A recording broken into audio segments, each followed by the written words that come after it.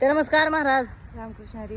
तर मित्रांनो, आता एक बातमी आहे तर ती तुम्ही ऐका. तर मित्रांनो, पुण्याची बातमी आहे. तर पुण्याला रात्रीच्या वेळी दोन कपल नवरा बायको गाडीवरनं चाललेले आणि महागुटून एक स्पोर्ट्स कार आली 260च्या स्पीडने आणि त्या गाडीला धक्का दिला आणि गाडीवरील ते दोन्ही पण जण जागेला त्यांचा मृत्यू झाला. ते 10 फूट उंच उडाले आणि जागीच मेले. आणि जेव्हा केस फाईल झाली तेव्हा कळालं ती गाडी स्पोर्ट्स कार चालवणारा एक नाबालिक मुलगा होता, 17 वर्षाचा होता.